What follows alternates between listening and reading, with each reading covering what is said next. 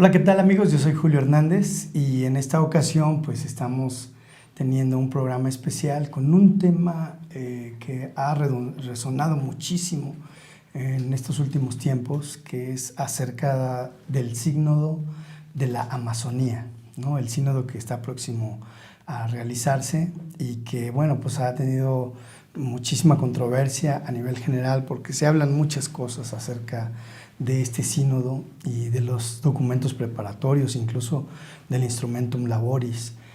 Y para eso pues tenemos como invitado a un especialista en temas religiosos.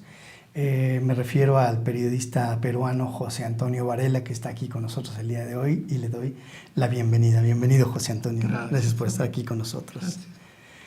José Antonio, tú que eres experto en este tipo de temas eclesiásticos, sinodales y sobre todo controvertidos, ¿por qué ha causado tanto revuelo este sínodo de la Amazonía que pues esperaba con mucha ansia, ¿no? Bueno, yo diría por la distancia. Mientras más distantes estamos del tema, más ajenos podemos ser, o de repente nos interesamos por una temática que nunca habíamos leído, no sabíamos, nos parecía algo solucionado por parte de la Iglesia cuando no es así, ¿no? En cambio, los que estamos más cerca, los que vivimos en los países amazónicos, los misioneros que trabajan en la Amazonía, pues todo esto no solamente ha sido un tema nuevo, sino un tema esperado. Era un sínodo que se esperaba y que el mismo Papa Francisco ha ido preparando desde el inicio de su pontificado, ¿no? Sabemos cuando él tomó las riendas de la Barca de Pedro, él nos explicó el papel de San José como custodio y nos invitó a nosotros a ser también custodios de la creación. Luego publicó la Laudato Si. Y ha estado con reuniones con los obispos amazónicos, ha recogido el clamor de los misioneros que trabajan en condiciones muy difíciles. Sí. Y esto ha traído como consecuencia que él en el Perú, en Puerto Maldonado, pudiera convocar y hacer saber su interés de que se lleve a cabo el sínodo. Entonces ha habido mucha gente atenta y que esperaba este sínodo. Ahora, este sínodo es un poco particular porque tiene como que muchos elementos que no habían estado muy presentes en otros sínodos, ¿no? Me refiero a la ecología, al indigenismo, y a ciertos temas que han venido a salir a la luz, que vemos que este es como un sínodo un poco diferente, ¿no? O no sé si así lo veamos los que estamos distantes, porque es un sínodo más enfocado hacia las vivencias y necesidades de los pueblos amazónicos, pero sí como que hay temas que son distintos, que no se habían tocado mucho en algunos otros sínodos, ¿no? Bueno, es un tema regional, pero de alcance universal. Claro. Porque la Iglesia, el tema de la creación es un tema con el cual todos tenemos que estar identificados porque es el Padre Creador. Tenemos que estar identificados también con los problemas que tiene la Amazonía porque al ser una zona desprotegida, ¿no? es vulnerable. Claro. Y dentro de la riqueza que el Señor ha creado en el mundo, ha situado lugares con mucha riqueza también material, mineral. Así ¿no? es. Energética. Que acabamos de ver esa vulnerabilidad precisamente en los recientes sucesos de ese fuego que ha consumido gran parte de la Amazonía, ¿no? Y que incluso hay gente que afirma que todo eso fue provocado y con tintes políticos, ¿no? Entonces... Mira, provocado sería una maldad, ¿no? Porque tú sabes que en una quema de árboles se pierden muchas cosas. Se tienen que desplazar las personas, porque son comunidades indígenas que viven muy diferente a nosotros, construyen sus casas y cuando hay alguna amenaza tienen que retirar e irse más allá. Y se van alejando, van perdiendo contacto con la civilización, con el desarrollo. Ellos son los primeros afectados, hermanos nuestros. Luego, ni qué decir la flora, la fauna que se quema, ¿no? Se pierden animales, nidos, se pierden plantas medicinales. No creo que provocado alguien lo haga. Lo que sí puede ser interesados. porque la economía de algunos países requiere de más campos de cultivo y la deforestación, que es uno de los problemas de la Amazonía, lleva a que se eliminen muchos sectores para poder utilizarlo como cultivo o sitios para pastoreo de ganado, que lo necesitan, que lo lotizan o lo venden los estados para que vengan empresas a invertir. Pero eso también crea una inestabilidad ecológica, ¿no? O sea, tiene consecuencias graves en el ambiente, ¿no? Por supuesto, porque eso se puede, lo que se dice, sabanizar, es decir, exacto, pueden convertirse en un desierto. Y perdemos poco a poco un pulmón importante de la tierra, ¿no? Y claro, y ni qué hablar ya si decimos por qué la Amazonía hay que cuidarla, porque es un pulmón y es un espacio donde tenemos un gran porcentaje del agua dulce del mundo, ¿no? Así es. Entonces lo de los incendios hay que tener cuidado, pero sí se sabe que hay el interés de algunas transnacionales de comprar espacios de cultivo y los gobiernos se sienten en la obligación de venderlos, pero hay que buscar otras salidas porque no vamos a parar el desarrollo, tampoco la economía, los grandes ansias por expandirse, pero siempre respetando los grandes valores y los grandes principios que tiene la Amazonía y que es una zona donde la creación la podemos tener ahí presente, donde convive el hombre con la naturaleza y el hombre mismo la cuida, la protege y no podemos venir nosotros a desconocer esto, ¿no? Sino buscar una solución.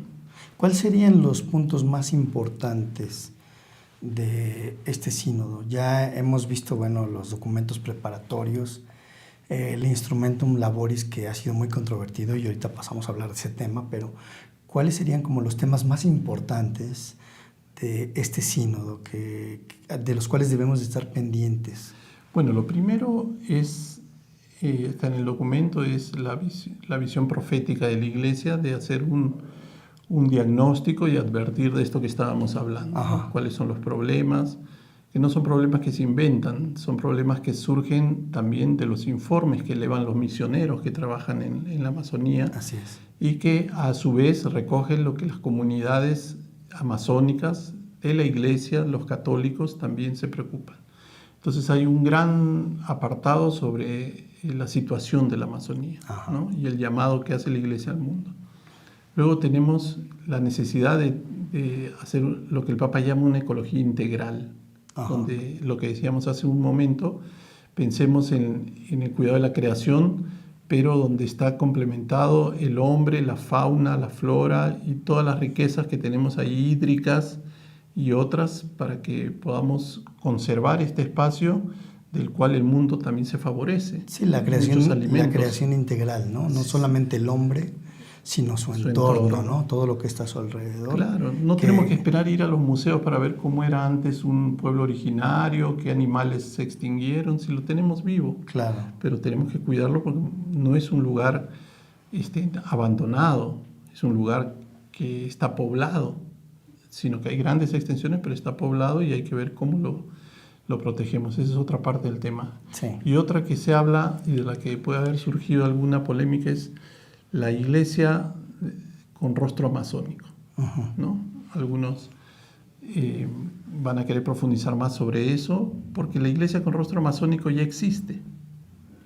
Hace 100 años que los misioneros están en la selva, que están en la Amazonía, y haciendo una iglesia con sus propios con su propia identidad, con sus propias tradiciones, con sus propios, como pasa en África, con sus propios danzas, pero la liturgia, por ejemplo, y los sacramentos y la doctrina, eso está intacto. Es una de las cosas también que hay que decir, ¿no? No porque se trabaja en la Amazonía o porque se trabaja en el África, se adecúa la doctrina o la moral de la iglesia, ¿no? Los fieles de la Amazonía, de la iglesia amazónica, quieren también la buena nueva, pero que se la sepamos explicar, que se la sepamos comparar, que la sepamos introducir en su vida diaria. Y ellos están muy dispuestos a abrazar al Señor, a la iglesia, y como se viene haciendo, surgen vocaciones de las familias, muchos en estos 100 años que podemos decir más evidente, ¿Cuántos sacerdotes y religiosas han salido de las comunidades amazónicas? Claro. Porque son Que familias generosas. Es un semillero de vocaciones. Son familias generosas que han dejado ir a sus hijos producto de un trabajo en que la iglesia ha hecho correctamente las cosas como las hace en las ciudades. Sí, es una correspondencia, ¿no? Totalmente. Entonces, o sea, la iglesia viene y trabaja, y entonces como correspondencia la comunidad responde y entrega a sus hijos para el servicio de sus hermanos, ¿no? Claro, en el caso de las vocaciones, pero también entrega su adhesión, ¿no? Claro. Entrega su conversión al Señor. Así es. Pero con sus propias manifestaciones, y de esto no nos podemos asustar, porque también yo vengo de Lima y las manifestaciones de la misa que vengo a México pueden cambiar un poco. Cuando tú vayas a Perú vas a notar unos cambios. Exacto. Porque somos así.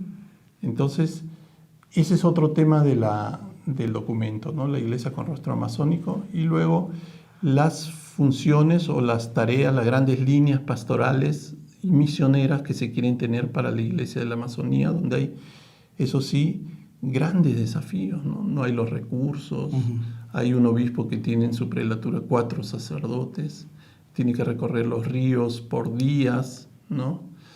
Tú no haces una colecta y recoges nada. Claro. Entonces hay muchos desafíos, las lenguas, hay que traducir los documentos, el catecismo a las lenguas originarias, no porque sea una moda ni sea un folclore, sino porque así te van a entender mejor. Son Claro. personas que su lengua materna es lo que han aprendido en su casa. El castellano viene incorporado después y en algunos casos no ha llegado. Entonces, lo que haga la iglesia en el futuro para sus exigencias pastorales misioneras es el doble de trabajo, el doble de esfuerzo lo que podemos tener en nuestras ciudades. Ahora aquí se puede, en este tipo de realidades y de necesidades, también vemos cómo de repente pues grupos progresistas dentro de la iglesia también aprovechan este tipo de situaciones y quieren impulsar temas que traen en agenda, como por ejemplo el diaconado de mujeres o cosas de este tipo, hablando de que hay una necesidad que se tiene que cubrir, ¿no? Esto se presenta en muchos de los sínodos y ha sido una preocupación también de mucha gente que vienen como propuestas más modernistas en cuanto al desarrollo del trabajo de la iglesia, ¿no? ¿Qué podemos decir ante esta situación? ¿Realmente la iglesia va a evolucionar, va a ir cambiando este tipo de formatos para el servicio a las gentes que están en ese lugar y se va a extender al mundo? O sea, ¿cómo puede influenciar este tipo de situaciones a nivel general eclesiástico? Primero, nos debemos quitar la idea que el Sínodo de la Amazonía o la Amazonía va a ser un laboratorio donde se van a experimentar cosas, costumbres para la iglesia en el futuro. Eso es lo primero que hay que descartar, porque la iglesia de la Amazonía tiene tanto valor como la iglesia europea, la iglesia americana, la iglesia asiática, y en todas es el mismo trato. Y en todas hay la misma necesidad, y en algunas hay menos sacerdotes aún que en la Amazonía. Claro. Pero como te cuento, aunque sea un obispo tiene 4, hay obispados que ya no tienen seminaristas. Sí. Entonces, no es un laboratorio para hacer pruebas, es un espacio donde tiene que germinar la semilla del Evangelio y tiene que seguir creciendo y madurando. Algunos piensan que esa puede ser una salida, como los alemanes ahorita estos días piensan que hay una salida para Alemania, y todo el mundo va a debatir, porque todos nos preocupamos también que la evangelización no esté llegando como el Señor quisiera. Claro. Entonces vamos a buscar y vamos a hacer propuestas, y en un documento como la Amazonía, algunos pueden llevar sus propuestas, pero esto se va a conversar, se va a debatir, el Papa va a participar. Sí, es una propuesta, no quiere decir que ya esté no aprobado. Vinculante. ¿No? Eso también tenemos que entender, que no es algo que... Y luego en un sínodo al final se aprueban conclusiones, que muchas de las ideas originarias quedan por fuera, llegan conclusiones que se le elevan al Santo Padre, y él con calma y con la debida reflexión emite y publica un documento que se llama Exhortación Apostólica Postsinodal. La última ha sido Christus Vivit por los jóvenes, Amoris Laetitia por la familia. Así tenemos unas... Y lo que el Papa pone al final, por eso es el sucesor de Pedro, la cabeza visible de la Iglesia, es lo que nosotros vamos a a llevar e implementar, y Él sabrá, con la asistencia del Espíritu Santo, las cosas que necesita la iglesia. Así Pero es. nadie le va a imponer nada. Así es. Y bueno, por ejemplo, para la gente común católica que no tiene conocimiento pleno de lo que es un sínodo, de la implicación que tiene dentro de la vida de la iglesia, de lo que puede provocar o suceder al interior de la iglesia, ¿cómo puede la gente común acercarse y tener interés en lo que está sucediendo en un sínodo? Bueno, primero valorar lo que es un sínodo, porque el sínodo es una asamblea de los obispos del mundo sobre temáticas específicas o regiones. Esto fue una visión del Papa Pablo VI después del Vaticano II para extender el trabajo sinodal para que la iglesia se siga reuniendo y siga refrescando y profundizando sobre los temas, no estar llamando a concilios a cada rato. Entonces, sepamos que están yendo nuestros representantes, nuestros pastores del mundo entero, y acompañémoslo con la oración. Y otro punto muy importante a tu pregunta es informarnos. Nosotros tenemos hoy en día los medios de comunicación como Mundo Católico y mucho en redes, en internet, para saber cómo está avanzando, cuáles son las temáticas, en qué me involucro yo, cuál es mi rol, cuál es mi papel, cómo le hablo a mis hijos, por ejemplo, de una realidad como la Amazonía, para que se sensibilicen sobre la creación, sobre el cuidado de la casa común, para que respeten los pueblos originarios, que no son unos salvajes, no son unos indígenas, no son desechables, como lo ha llamado el Papa. Así también es. Con mucho dolor, porque algunos, si hablamos desde épocas de siglos atrás, se llegaba y para explotar el caucho, la madera, a los que habían se les esclavizaba y ellos trabajaban. Están las fotos, están los llamados de los papas, del Papa San Pío X, diciendo por favor paren la esclavitud en la Amazonía, ¿no? Entonces, cambiar esa actitud, cambiar ese chip, y lo debemos hacer en las escuelas, en las familias, nosotros mismos, y ver una obra de Dios vigente, viva. Claro. Como le decía, no esperar un museo para decir, qué bien teníamos esto otro, no, ahí está.